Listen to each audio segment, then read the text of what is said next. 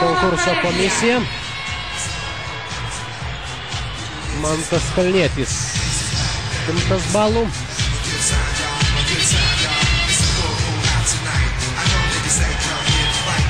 Ir Paulius Parafonikas dabar jau pasikviečia vieną iš startų rock šokėjų. Tai jau žiūrovams įspūdinga. Šokėjai turėtų būti šiek tiek neramu. Nebe reikalo. Šioks toks nerimas buvo jos akyse.